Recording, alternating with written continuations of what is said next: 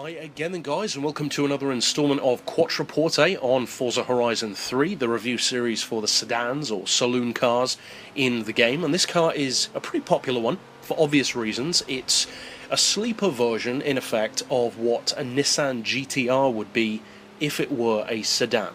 It's the Infiniti Q50 Eau Rouge, named of course after a section of the Spa circuit, and the performance, given that it is GTR powered, in particular R35 GTR, means that you're pretty much guaranteed strong performance. Of course it's going to be fast, but the question is how fast and how good?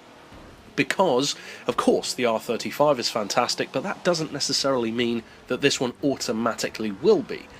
So let's break it down and find out. First of all, we have the handling, and for the handling it definitely doesn't disappoint. I'm going to give it a full 5, and it's a pretty easy 5 to be honest, because the weight is nowhere near as high as it could be given the GTR powertrain, and the all-wheel drive grip is fantastic. It means that off-road it has an advantage over many of its main rivals, which tend to be rear-wheel drive, and on-road it handles remarkably well. It's very forgiving, very beginner friendly, and it's a pleasure to work with.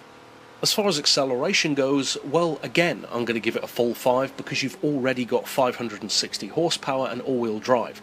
So, it's quick off the line, to be sure, and when you tune it, of course, it just gets even better. It's strong throughout all of its classes, from A to S1 to S2.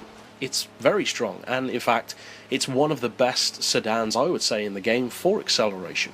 As far as top-end speed, though, not quite as much. It's not bad, to be clear, but it's not quite as high.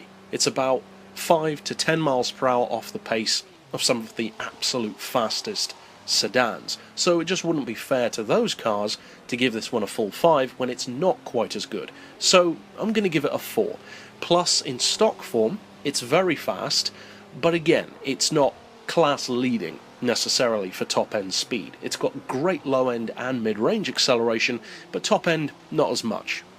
As far as value for money though, well, I am once again returning to the world of 5s for another one. Because for 100 grand, which usually I would say is a lot of money, in the sedan class, especially the modern super saloon class, it's not that much. A lot of them are more expensive than that, and for 100 grand you get a whole lot of car with a whole lot of potential. It's a very capable car, and it will definitely serve you well. If you're a GTR fan, you will probably also love the way this one performs.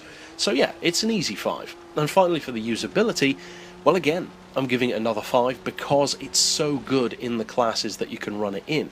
As I said, for absolute top speed, it's not as strong as some, but that is in the S2 class after all, and most people probably wouldn't race this one in that class, most times at least. S1 generally, and maybe the A class as well. So overall, it's not quite a perfect score for this one due to that top end speed, but still overall I am giving the Infiniti Q50 Eau Rouge a 96. But that's it overall for this particular pick.